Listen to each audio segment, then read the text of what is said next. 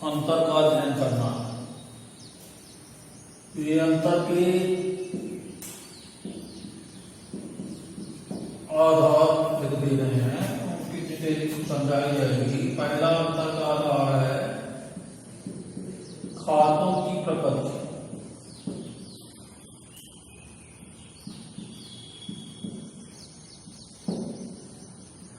दूसरा है डेबिट तथा क्रेडिट में मदों का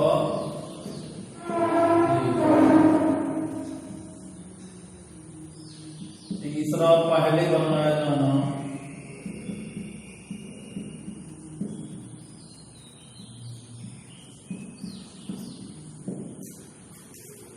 चौथा है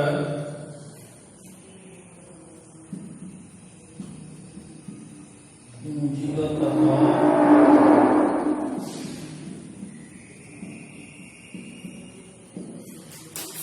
आगमगत मदों का लेखा।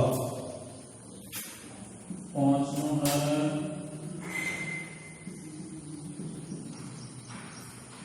समायोजन का किया जाना।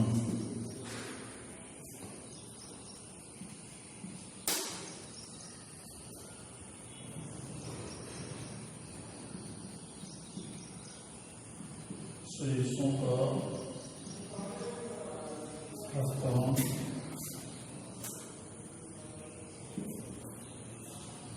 शेषों का हस्तांतरण।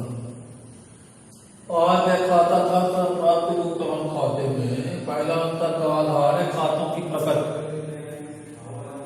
आय खाते की प्रकृति नाममात्र खाते की होती है। आय खाते की जो प्रकृति होती है नाममात्र खाते की होती है। मतलब जैसे नाममात्र खातों में आता है लाभांश खाता।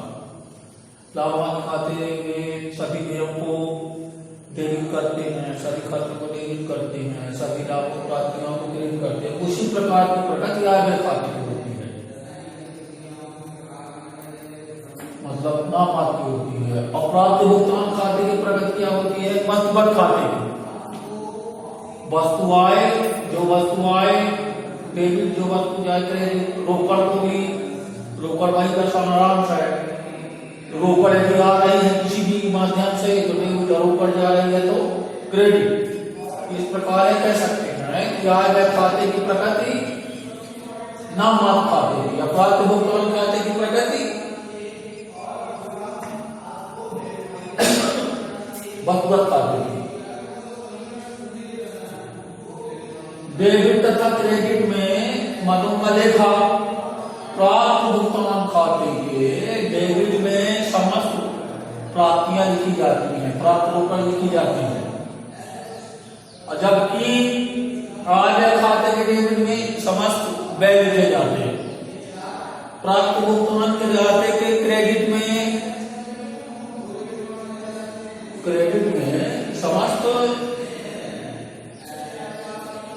क्रेडिट में भुगतान लिखे जाते हैं। जबकि आय खाते के क्रेडिट में समस्त रोकड़ मदों का लेखा किया जाता है। पहले बनाया जाना। पहले कौन सा खाता बनाते हैं?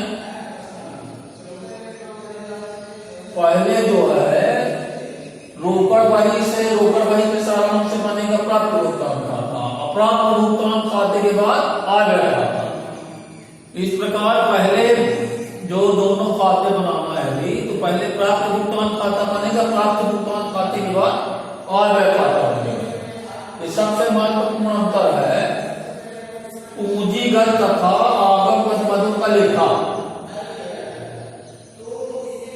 आय व्यय खाते में केवल आगमगत मदें आती हैं, पूंजीगत मदें नहीं आती। अप्राप्य भुगतान खाते में पूंजीगत तथा आगमगत दोनों मदें आती हैं।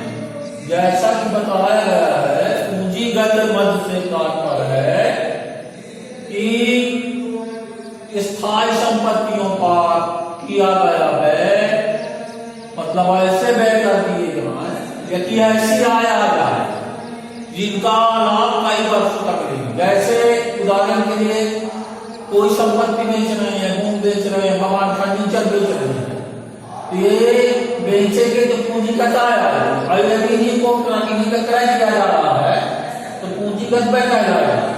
तो प्राप्त भुगतान खाते में पूंजीगत और आगमगत दोनों मदों को देखा किया जाता है, लेकिन आय व्यय खाते में केवल आगमगत मदों को देखा किया जाता है, चाहे वह आगमगत व्यय हो चाहे आगमगत आय हो। पूंजीगत का लेखा आय व्यय खाते में नहीं किया जाता है, ये महत्वपूर्ण मतलब समझने वाली। आगमगत का मतलब होता है आवर्तक मदी, जो उसी वर्ष से संबंधित है। अच्छा, इसका पांचवा महत्वपूर्ण अंतर है समायोजन का किया जाना।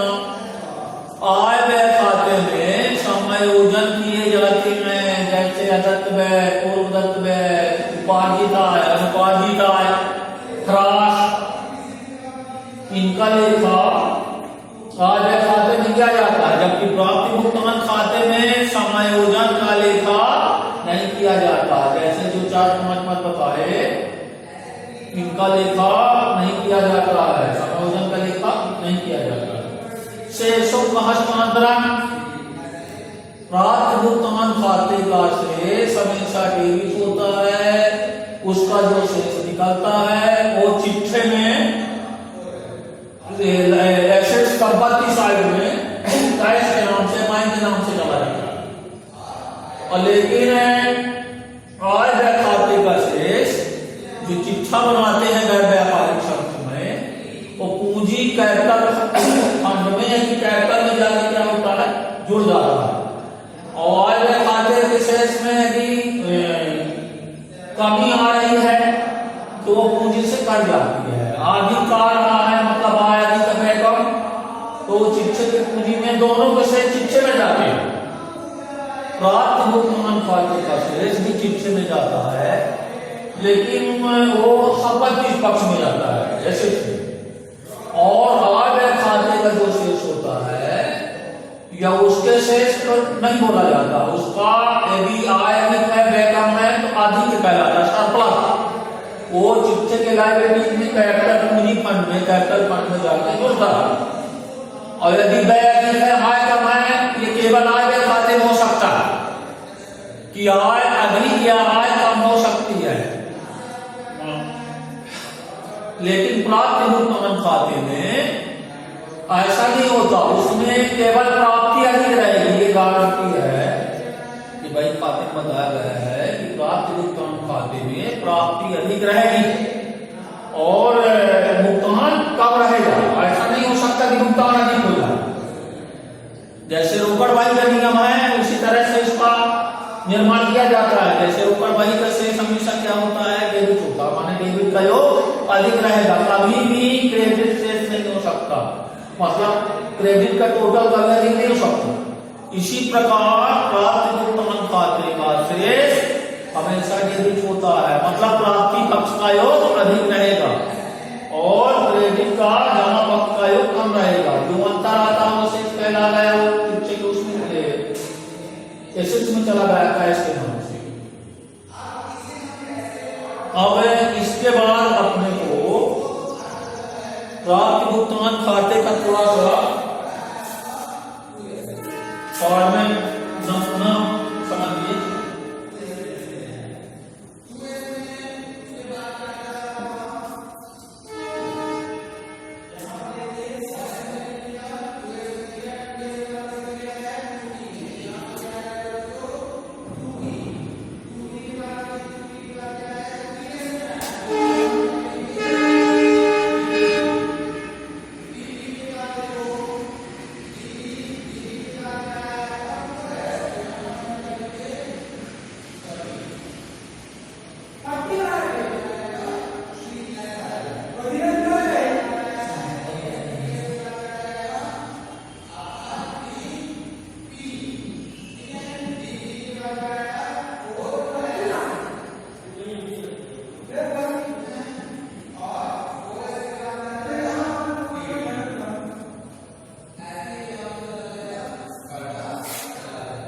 कि प्राप्त भुगतान खाते का फॉर्मेट है। उसके बाद क्रियात्मक प्रश्न होंगे।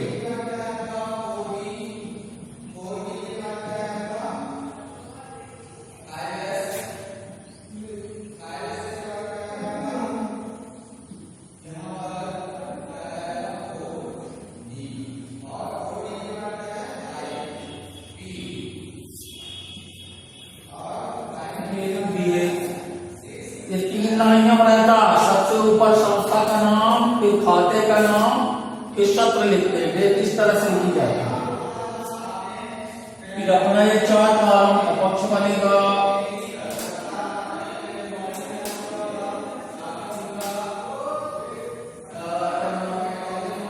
यहाँ इस पक्ष में डेबिट सही पहला क्रेडिट यहाँ लिखते हैं।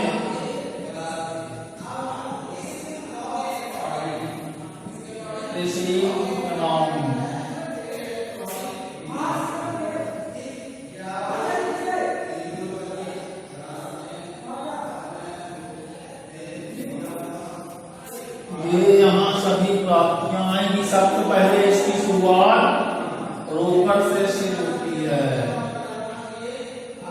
रोकड़ शेष पहले से दी रहेगी। बिना रोकड़ शेष के रोकड़ वाइज बनाना है तो शेष रोकड़ वाइज रहेगा।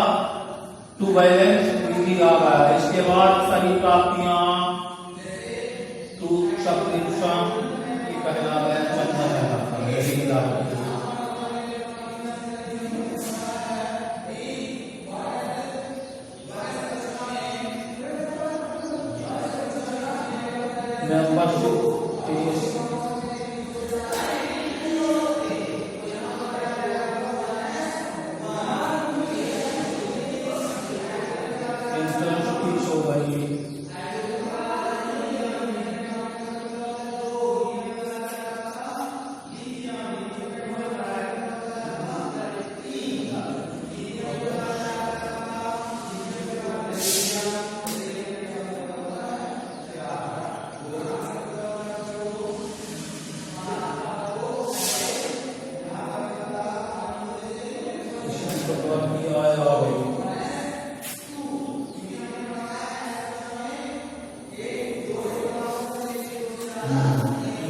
सभी प्राप्तियां हो रही है।